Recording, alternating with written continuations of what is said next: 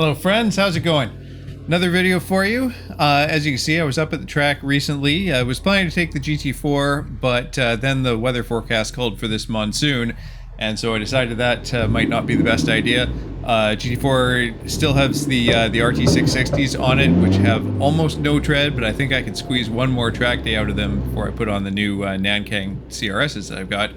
But probably not in this weather, so decided to take the S2000 instead, and pretty glad that I did, because it was a lot of fun. Did quite a bit of sliding around in these conditions, which yeah, I think we'll see some of here. Here's the first one. Yeah, quite a few slides. But the exciting part, well, this was kind of exciting. Touched a little bit of the blue and whites there, and there we go. Kept it pointing mostly in the right direction. And these ones are fun too. I had a few in a row here where it was just drying out a little bit, and I thought I could get back to taking this flat. No, not so much. Anytime that tire wall starts to come into your thoughts, you know that's not a good time. A little wiggle here too, maybe. No, that was all right. But yeah, oh yeah. So a few laps in a row here. I think this wasn't quite as sketchy as the last one, but he's still very snappy. Definitely had to get used to that with the S2000. GT4 is so well behaved, and I haven't tracked this in a while. I've done autocross recently, but yeah, not a lot of track. And even in the dry, it really wants to snap on you, which is fine when you get used to it, but but it can be a handful. Anyway, before it got wet though, we had 2 sessions in the dry, and the first one of those was very much like this. It was snappy, and I was getting used to it again, and did not think I was going to be doing anything this day. I was doing like 123s, 124s at first, but by the end of the session, I was down to the 120s, and then the next session, I actually set a new PB. So yeah, let's take a look at that lap, and there was one other one that was pretty fun too that we should look at as well. And while I was there, a couple people asked me if I could update my circuit guide for VIMC with the S2000, so new PB lap, seems like a good time to do that. So if you stick around to the end of the video, we will do that too. So this lap came about halfway through the second session. First half of the session was mostly just weaving through traffic, last of which was this Cayman. And of course I'm not complaining, this part is super fun. But fortunately it was a cool day, so I was able to get through all that without heating up the tires too much. And then we've got this lap. You can see at the top is the reference lap, which was my previous best, 19.9 or 0.88 or whatever. So we can see the comparison to that, and here we go.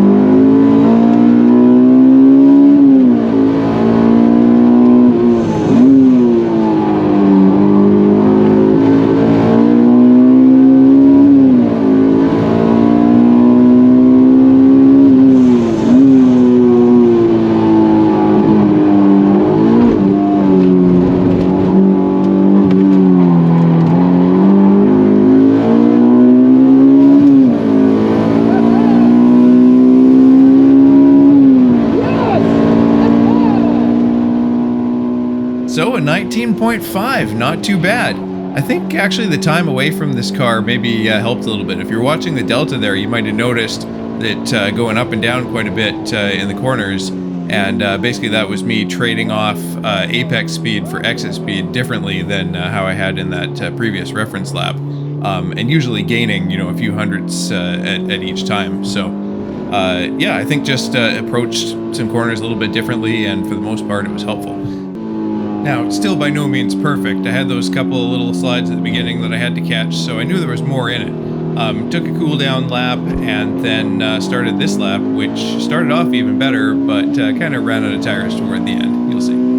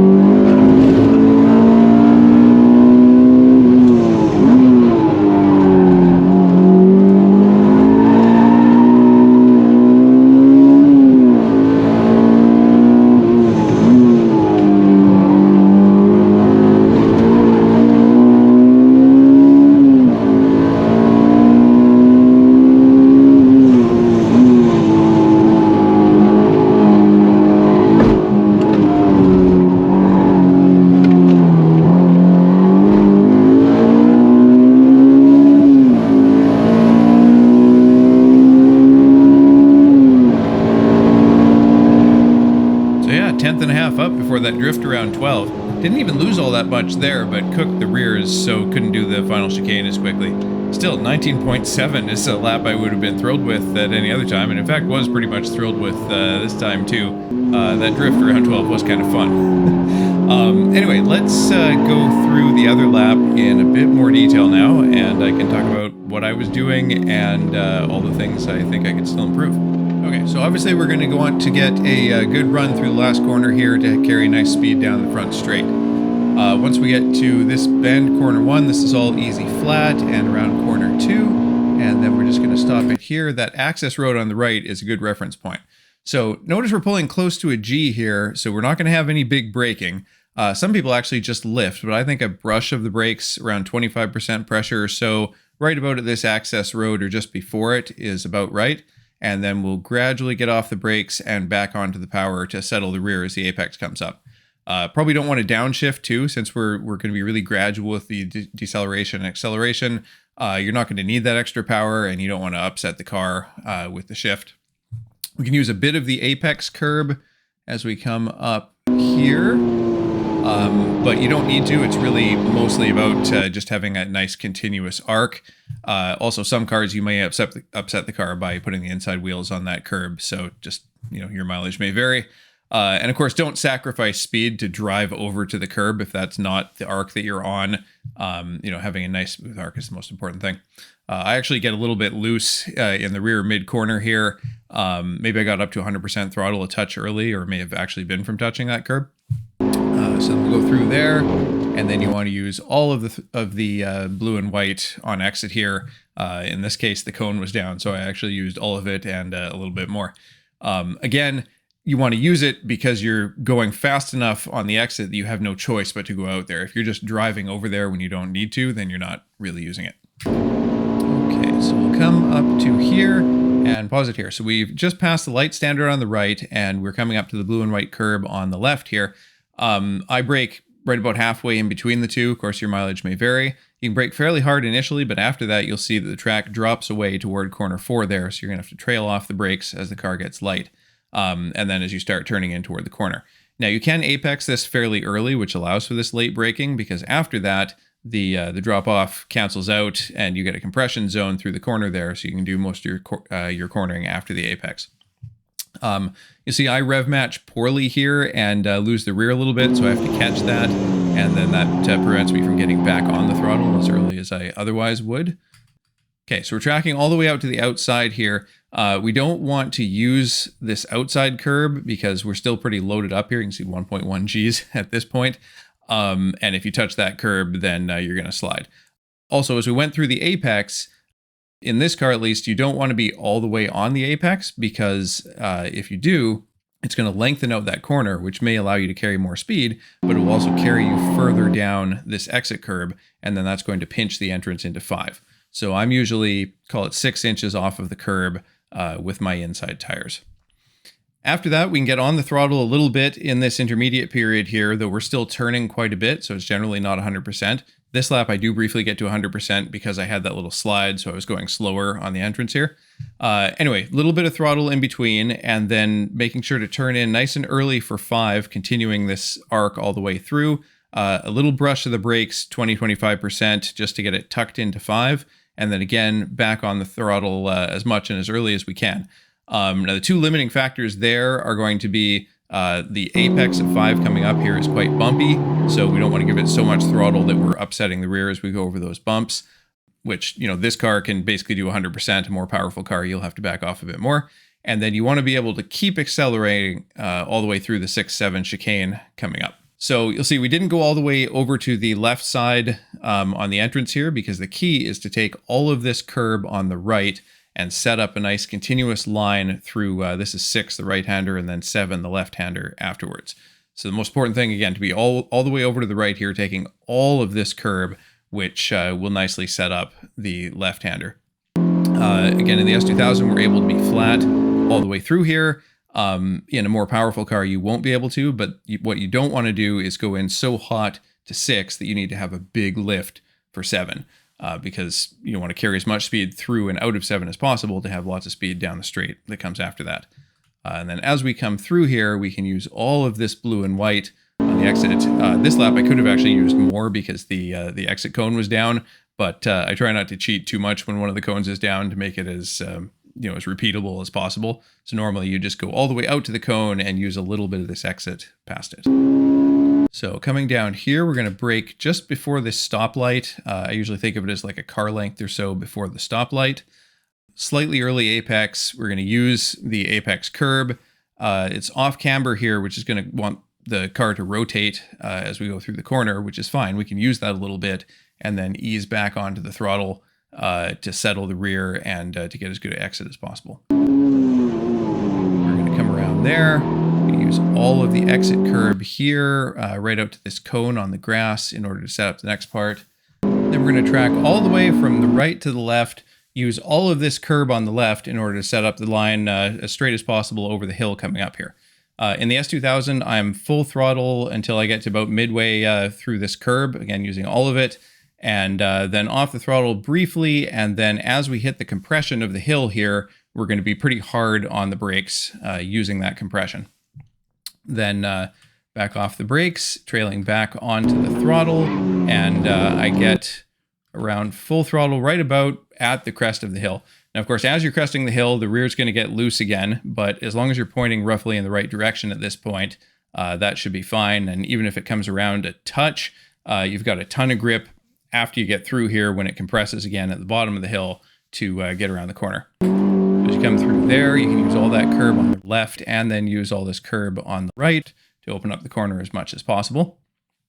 And then setting up for the next one, which is corner 12, I brake right about at the stoplight here.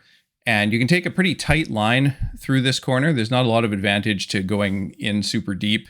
You don't need it, especially in a lower power car like this, to set up the exit. So you're just driving extra distance. So tight line. You do need to be careful with the throttle going up the hill because you have the compression at the beginning to get it turned initially. But then as the compression ends and you're just going straight uphill, you don't have that advantage anymore. And if you're asking too much in combined throttle and steering, the rear is going to want to come around, as you saw in my my other lap. So easing back onto the throttle here, I prefer not to use this curb on the second apex. I find it unsettles the car, but your mileage may vary depending on your suspension. And also, if you have more power, you might need to use that to get a straighter exit. And then after you get past there, you can use this blue and white to open up the exit. In the GT4, I always do that. In the S2000, I don't tend to get over there. And actually, because of that, I'd like to experiment with a different line through here where I enter a little bit tighter, apex a little bit earlier in that second apex, and then use more of the track on the exit there. And I think that'll let me have not quite as much steering mid-corner and hopefully therefore get on the throttle sooner. So anyway, something to experiment with there. All right, coming up, next corner here is corner 15. This is a bit of a tricky one as it's a bit off camber and the car likes to push on entry. So understeer can be difficult to turn in. I like to brake about 2/3 of the way up the blue and white curb on the left side here, not on the curb because that can upset the braking, but just right up to it. And then this lap, I've got a bit of a dead period through here where I come off the brake a little bit early, I think, and then I'm not able to get back on the throttle right away because I'm still trying to get it turned. So I think what I need to do is trail down a bit faster, but then hold a little bit, maybe 10-15% of braking force for longer to allow the car to tuck in better. And then I should be able to get back on the throttle faster. So another thing to try in the future. But yeah, coming through there, back on throttle, using the curb on the right, and then using all of this curb over on the left, or almost all of it. You might want to leave yourself a little bit of margin because you really don't want to drop a wheel in the grass here. And then down the final straight, once again, I brake right at the stoplight over on the right there. And now we have another one of these double apex combined corners. So we're going to be maybe half a car length or not even a few feet off of the first apex here, which allows us to set up a line nicely trailing all the way through and tucking it in to go over all of the second apex curb here. And we want to do that because that's going to set up our line through the left-hand curb. Now, the key here is to be using all of the grip all the way through here. So we're going to do a right, a left, and then another right onto the main straight. And you don't want to have any periods in between those where you're just kind of cruising straight from one corner to another. So when you're turning right and then left, you want to be using all your grip turning right and then all your grip turning left without, doing neither. Because the further over to the right you get, the more you open up the left and the faster you can take it. So we come over to the right, switch over to the left, keep it over to the left side of the track here as much as possible to open up that last corner. We're going to go right by this cone over on the left side there, getting it pointed in. And then we're going to just brush the brakes again a little bit to get it tucked in there, take a bunch of that curb over on the right to open up our line onto the main straight. This lap, I actually brake a little bit too much. I'm at around 35% peak. I think it needed to be only around 20% just to get it tucked in there. So my apex speed actually ends up being a tad lower than it could have been. Come around there and onto the main straight. So yeah, a few more things that I can work on. Of course, there's always things to work on. They just get finer and finer, right? But yeah, all in all, a pretty good lap. I think if I put the, the first part of the other lap together with the last part of this lap, that would make like a 19.2 or 19.3. So that's in there somewhere if I can do it. And then maybe if I experiment with some of these other things, someday an 18 even. I can't believe a year ago, I never would have thought that was possible, but maybe it is. Until then, I hope that was helpful. I hope you enjoyed, and I will see you next time.